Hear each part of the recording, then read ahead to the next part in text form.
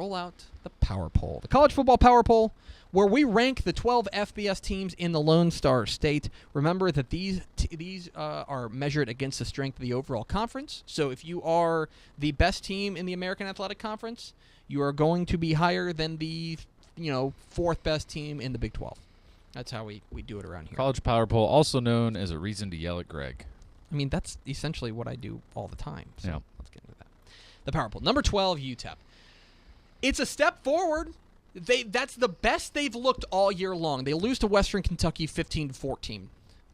This is the best they've looked, especially defensively, all year long. Western Kentucky's not a bad offense, and they pretty much shut them down. It was really impressive. Look, Mike Price has entered. Maybe that's the spark they need. That makes me confident that maybe they can grab one win. I think they still have UAB on the schedule, so like something like that, or Coastal Carolina, or someone. Maybe there's a win there. It's not good enough to get a win, and when you miss 3 field goals, including there was one that was like a 36-yarder. Like, okay, if you're missing 45, whatever. Yeah, inside 40. It's a college kicker. Yeah, man. Come on. UTEP number 12 in the Power Poll. Number 11, Texas State. Well, that was better for like the first quarter. They scored. They matched. Texas State matched their season high in points in the first quarter. They scored 20 points, and then they lost 47 to like 28 or something. Yeah. I mean, the bottom line of this is that is a perfect example of like we know they have flashes offensively. We know that Damian Williams, if he gets time to throw, can be a solid quarterback. Yeah. But the bottom line is that their offense is simply not consistent enough to make them a threat to win any game. And I'll tell you, I hate to be like this, but Louisiana Monroe is not good. No. They're They're not good, and they put up 47 points on them. Yeah. So for me, that is a red flag, and I don't know. It's weird. It's weird because like I want to be positive about all these teams, but at the same time, like I mean, Texas State just right now they're just not good enough to compete with middle of the road or bad Sun Belt teams, and that's just not any way to live. So they lose 45-27, and they are number 11 in our Power Poll. Number 10, Rice, and boy, Rice is really lucky that there are two teams that are worse than them. And you know what? Here's the thing. Dude, I know that UTEP beat them, or they beat UTEP head-to-head. But I'm telling you, if you look at every other result across the board, I think they're worse than both of the teams below them. I really do. Army's not very good, and they just could not. They just got crushed by them. They did. They got 49-12. Oh. They ended up making a quarterback change. Miklos Smalls came in, the Plano East product, and didn't do great. Yeah. But like they've got to find someone. They're trying to find anything. They're just moving things around desperately to find offensive. Where's the spark here? Yeah. They get Jordan Myers 15 carries. Yeah. And he goes for 76 yards, which is great. But they just and they ran for 200 yards, which is good. But the problem is that's just not enough. Yeah. It's just not enough, especially when you give up 418 yards on the ground to Army. Now that's what Army does, but at the same time, to lose 49-12 to a service academy at home. It's just not a good look, and I'm starting to wonder, like, openly about David Bailiff's job security. Like, he's been there a long time. Rice is a different job, you know. This is hitting rock bottom. This is getting close to hitting rock bottom. They are very lucky they caught UTEP when they did. I'll just tell you. I mean, they're very lucky. And honestly, if you want to switch them to number 11, I would certainly hear it. Rice is number 10 for now in the Power Poll. Number 9, Baylor. They stay there. Bye week. Again, things trending up, but who do they get? Oklahoma State this week? Is that right? I haven't looked at who they got this week, but it's not like it's going to get easier. No, it's really not. They're drawing Oklahoma State this week, and look, they'll play Kansas eventually. They'll play Kansas eventually, and that's essentially what you have to hold on to. They're number 9 in the Power Poll. Number 8, SMU. I go back and forth. I'm not sure how good this SMU team is. I think I want to give a lot of credit to Houston because I do think Houston's pretty good. I also think if you look at the stat line after the game, it's a little misleading. Ben Hicks had maybe the game of his life. 400 yards or 397. And his efficiency numbers were through the roof, but in the desperation time down the stretch, 2 drives got picked twice, and that kind of taints it because now you got 2 interceptions on it, and it looks like a very Ben Hicks game. Big numbers, like but the 2 offense. interceptions. The offense did its part, but the bottom line is that the rushing defense was just a sieve because if you are, and again, to go back to what we know about Houston, their offensive line is not very good. Yeah. And so if you give up 265 yards on the ground, and you let Duke Catalan have a career day, Right. that's on you, bro. Right. Like, we know what Houston is. Yeah. We know their offense is, okay, maybe it's improving, Yeah. but there's no reason to give up 177 yards to Duke Catalan on the ground. But also at the same time, I do want to commend the Houston defense. Now, we knew they were awesome, Yes. right? But I think I kept chirping before saying, I think the bottom here is SMU scores 24 points. Mhm. They scored 22. Score 22. There So you go. that's a pretty good So they job. found- and on so both they sides found of the that- ball. Great exactly job right. by Houston. I mean, So- that's the exact win Houston needed Mhm. after a run of kind of results. So SMU, number 8 in our power poll. Number 7, North Texas. They stay there at number 7, and suddenly that game against UTSA gets really interesting. Oh, yeah, it Very interesting. They get them at home. Denton's going to be rocking. I might try to talk my wife into going that game. That might be a fun one. That might be a fun For one. sure. Get a chance to see For UTSA sure. up close, but that's going to be a great game. North Texas, number 7 in our power poll, and with a chance to make a big leap this week. Yeah. Number 6, Texas. Again, to go back to the Rorschach test, right? It's either if you're glass half full, glass half empty kind of guy.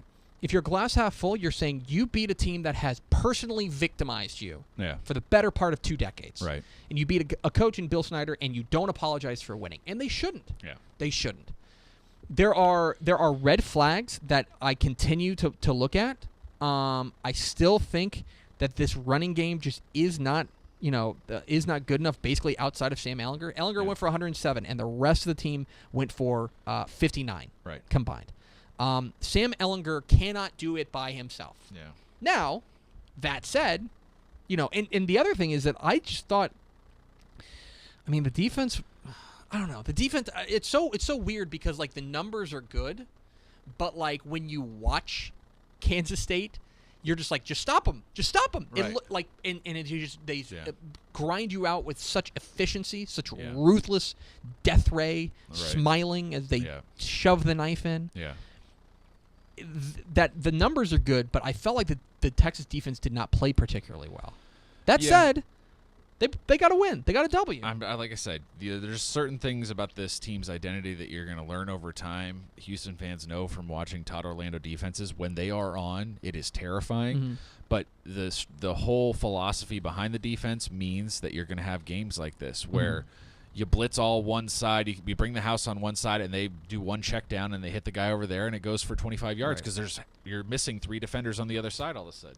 These things are going to happen. I think I'm positive on Texas. I think this is ultimately a net positive for me. Yeah. There are still red flags that I'm concerned about, but the bottom line is they're 3-2, and this was a game that we thought was going to be, dangerous. And essentially, they've only dropped one game that we didn't think they were going to win.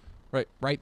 Yeah. And that's the opener against Maryland. Yeah. So suddenly, Texas and like I 3-2. said, at the beginning of the show, this is a game they lose the last 6 years. They That's a didn't. good point. Texas has lost so many games on the margins that here's a game that they won on the margins, and that should be celebrated. Yeah. So Texas checks in at number 6.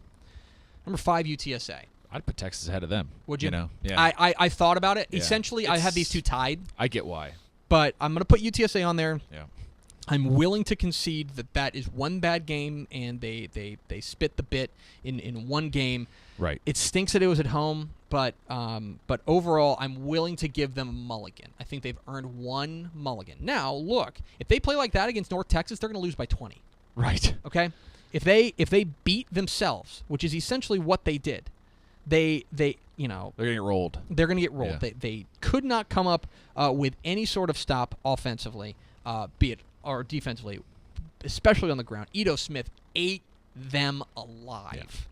Yeah. And they actually looked, for the first time, they looked overmatched in the trenches, which is a bad, bad, bad thing. Now, Dalton Sturm had a nice game, 367 and 3 touchdowns. And I mean, that's the first time I've sat down and watched an entire UTSA game. I'm really impressed with his maturity, and his ability to make throws on the run was impressive. But I also don't think that's how they want to win games. That's not how they want to win. That's not how they want to win games. They want to run the ball. The bottom Yeah. line is they only ran for 102 yards in this one, and that is a problem. They have to run the ball to be effective, and if they're not going to do that, then that's a problem. So they're number 5. They beat North Texas, and everything's fine. Yeah. We were talking about how you got to view this as a 2-game stretch. Southern Miss and North Texas. You split them, fine. Everything's okay. You go 0-2, and you start to worry. You wonder. Now again, still have to say the back half of the schedule I mean, you should win a lot. You should. You absolutely should. But you really need to get something out of one of Louisiana these two. Tech's looking like a good test at the end of the season. Marshall's looking better. Marshall's looking a lot better. But I will say you're exactly right. But everyone else, if you want to have that kind of dream season, right? You beat North Texas next week. So UTSA checks in at number 5 in the power poll. Number 4, Texas Tech. Hey, that's what you should do. you should murder Kansas done. on the road. You go and you drub Kansas. And the thing is, what's so impressive about this is that the numbers for Tech, like at the end of the game, I watched this game stem to stern, and that's not true. I watched this game until it got out of hand. Yeah. The numbers are not 6 hours long because there were 9 official reviews. Oh my God! The numbers are not crazy offensively. I mean, Nick Shemenek only threw for 233, but they ran the ball for 313 yards. Justin Stockton went nuts. This Desmond Nisby. Yeah.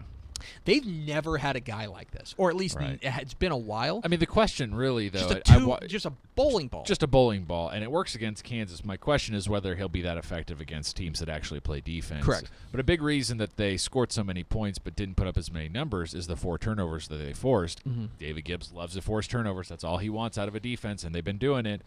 And they ended up with short fields, and it was easy for them to score from there. It was all downhill. I want to look this up, but last year, the Tech defense had 5 interceptions all year long. I want to look at the entire turnover margin. Let me look at this. So last year, Texas Tech had 13 turnovers. They forced 13 turnovers. This year, through 5 games, Texas Tech has forced 14 turnovers. That's the difference. That's the difference. That's They're making plays on defense. They are opportunistic, and they're making plays. That's what you do if you're a good Big 12 team. You drub Kansas, and that's what they did. They took them to the woodshed. So Texas Tech comes in at number 4 in our power poll. Number 3, Texas A&M. Hanging in there. I've gone back and forth on this because I don't think they are that good. You can't kill them, man. They just find a way. You know, I mean, like even this week, we were sitting here, we were genuinely debating whether they could cover 26.5. Yeah, and look what they did. 8 points. Now look, I think if you watch that game, there was no point in that game where I thought there was a 26.5 point margin between those two teams, but it did never happen. It never happened, and so give them credit for standing up defensively when they needed to. They got good pressure on Jalen Hurts, which I thought really helped. In the end, it's a loss, and but it was. And I don't know, like I don't think Alabama played particularly well, but part of that has to do with A&M. I'm not willing to go out on a limb and say, oh my gosh, this means Texas A&M's back, like they're going to be dangerous. There's a few Aggie beat writers that are getting a little too excited, but I'm with you. But I'm willing to say that all of a sudden, like, Ole Miss is a game we weren't sure if they were going to win. Now, looking at these two teams, they better win it. Yeah. LSU is still a bit of a mystery, but it's a lot more winnable now than it seemed at the beginning of the year. They're still going to lose to Auburn. They're probably going to lose to Florida this week. But overall, I don't know. Florida seems like one they'll win for no reason. Florida? Just at Florida, for some reason, they'll win like 13-12. Just like Ole Miss. Like Ole Miss, for some reason, they'll be losing for most of the game. And then they'll, like, who knows, some weird blocked kick return for a touchdown. They'll win 16-14. That's just how this season's going to go. Yeah. And they'll somehow get 7 or 8 wins. They're amazing.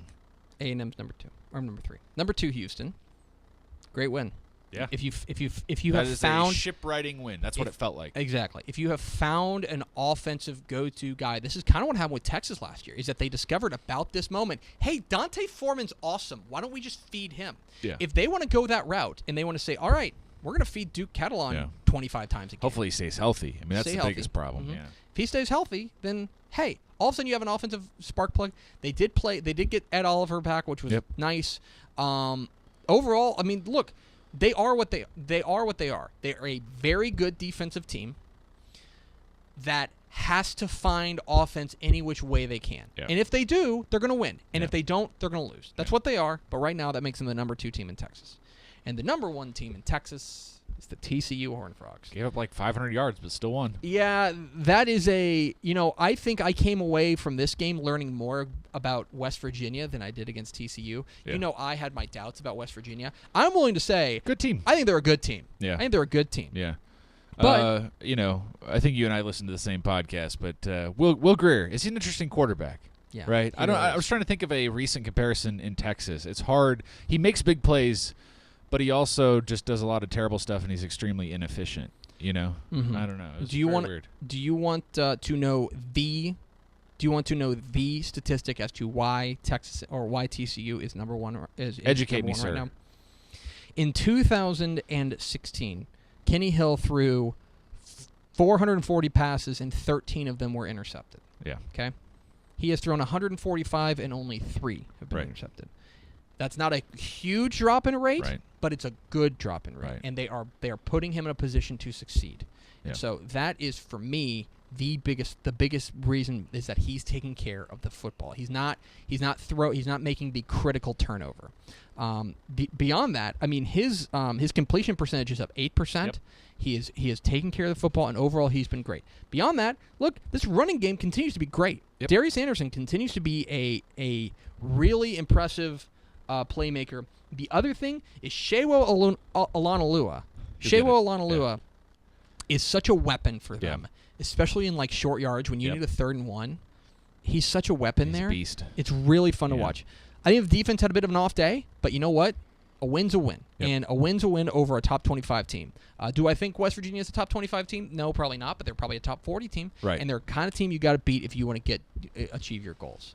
So for me, TCU remains at the top of the power poll. So our power poll college football rankings are number 12 UTEP, number 11 Texas State, number 10 Rice, number 9 Baylor, number 8 SMU, number 7 North Texas, number 6 Texas, number 5 UTSA, number 4 Texas Tech, number 3 Texas A&M, number 2 Houston, and number 1 TCU.